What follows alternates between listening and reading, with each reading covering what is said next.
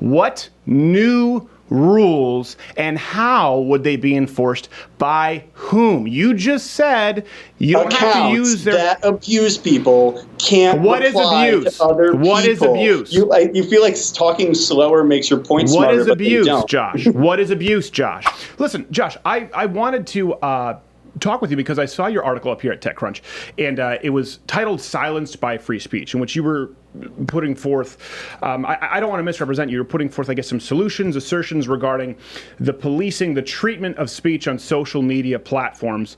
Not going to lie, I come at this from the other point of view, so I'd love to hear what it is, I guess, in your own words, you were asserting with the article. Yeah, so modern social networks, there's just a fundamental incongruency with being completely and unabashedly open to all forms of replies, insults, and harassment, and being a place for civil discussion of important issues. While free speech is critically important, that right was not designed in mind with people being able to come to you, shout in your face, and say these are their beliefs. Everyone is welcome to speak their own beliefs, but I don't think other people are necessarily obligated to listen or have that speech come into their house, whether you call that somebody coming into your front door and screaming at you or coming to your Twitter profile and screaming at you. And so I believe that social networks need to do more to protect people from this kind of harassment. That's not protecting people from having their own points of view. Nobody should be censored for having those perspectives if they're tweeting them on their own profiles. But when it comes to replies, where a lot of this abuse happens, I think that there needs to be some changes made. And Twitter has announced a bunch of changes to promote safety on its platform, but none of them right now address the fundamental problem, which is in replies. And so in Silenced by Free Speech, I discuss how, some social networks have put up a defense that they're being completely pro-free speech, but in doing so, they're allowing harassers to actually silence other people by bullying them into being quiet. And so, yes, yeah.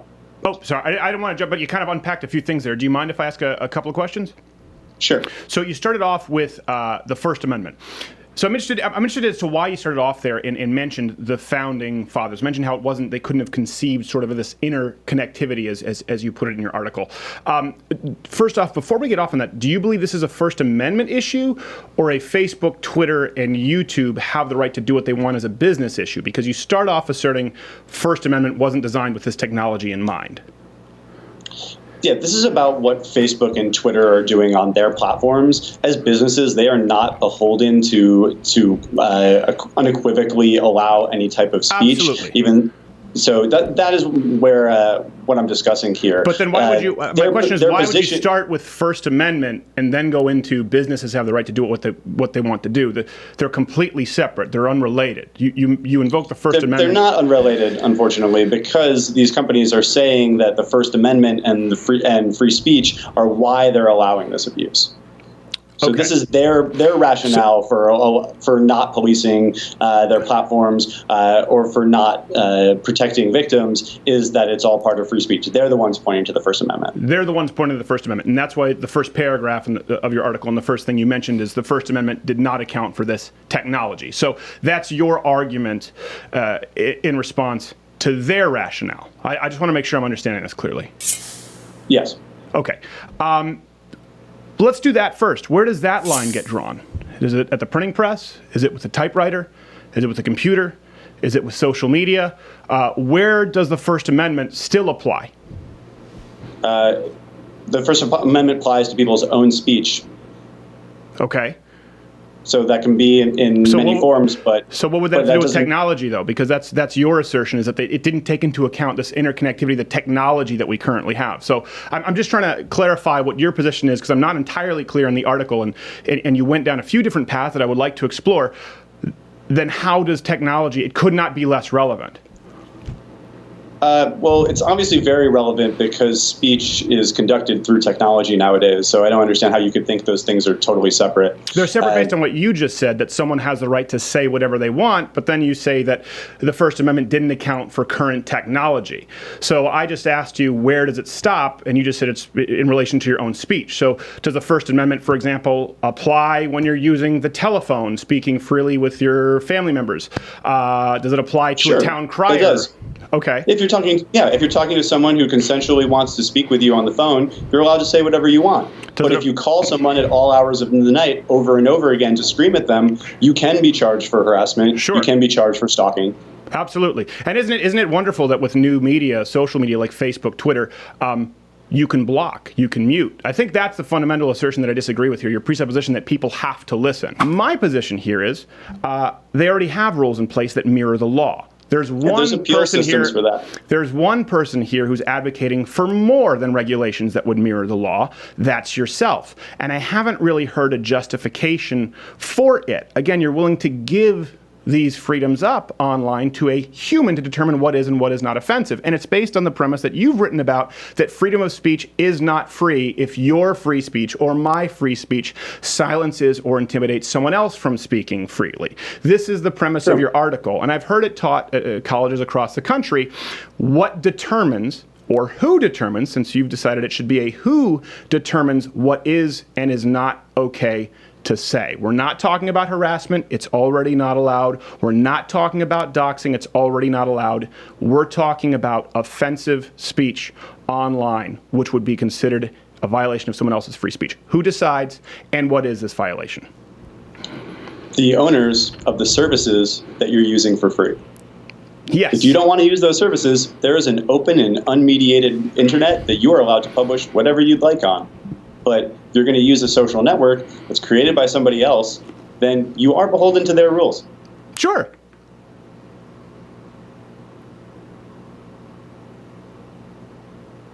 You see the issue here, right?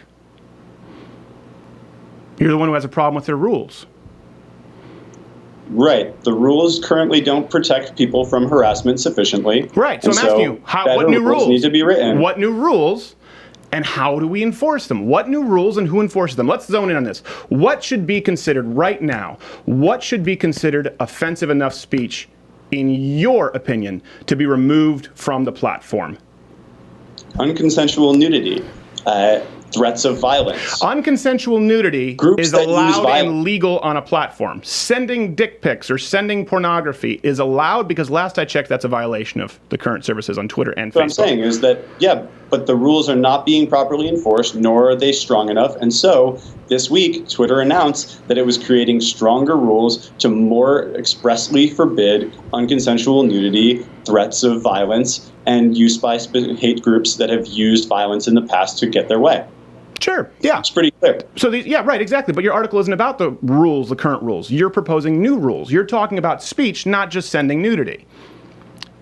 So I want to know about speech. What determines where abuse happens? And I'm saying that if somebody is reported and found to have been abusive, then they should not be allowed to reply to other accounts with that abuse. Sure. So outside of nudity or current violations of their service, you wouldn't consider it to be abuse then. For example, if I respond something that somebody doesn't like, they may deem offensive, we would both agree that's not something that should be a violation of use. That depends on context. It depends on what you're saying and how you phrase it. Okay, so current rules. What additional rules? You write civility is a tightrope between chaos and censorship. You talk about needing new rules and enforcing them. What new rules and how would they be enforced by whom? You just said you don't have to use their... that abuse people can't reply to other people. What is abuse? You feel like talking slower makes your point smarter, What is abuse, Josh? What is abuse, Josh? Who determines abuse? Okay, let's do this. Give me an example. We just did. We just went through it. It's already illegal. You propose new rules in your article. You propose offensive speech be limited, not nudity, not threatening with violence. So what would be abuse? What right now that is allowed would you disallow? Because that's what you're advocating for. I'm just trying to get a straight answer. Give me an example. When somebody replies to your account and tells you that they want to hurt you, that they want to hurt your family, and they say awful, unspeakable words to you, and they reply to you every day, and then you report them and they get banned, and then they create a new account and they do that same thing the next day, so that every time you open Twitter, you see that content, no matter how many accounts you ban. That's the kind of rule that I'm advocating for. It already exists. It doesn't, because this happens all the time to people. And people commit murder all the time, Josh, does that mean murder is legal? This isn't legal. People need to read your own article. You were advocating new rules. I'm not talking about enforcement. For murder, then you can't create a new life the next day and then go murder someone again. That could not be less relevant to the point, Josh. The point is, Josh, and social networks operate differently than the real world, and I think that's a problem. Actually, I do. You're the one who doesn't understand what the First Amendment is, apparently, because you go to the founding and the First Amendment, how it couldn't possibly take into account today's interconnectivity. You're the one who invokes the First Amendment. I fully understand how people operate on Twitter and Facebook. My grandmother does when she sends forwards of prairie dogs' testicles, okay? This is not a tech issue just because you write for TechCrunch. We're talking about a freedom of speech issue. Watch Louder with Crowder live, Monday through Thursday, 10 a.m. Eastern.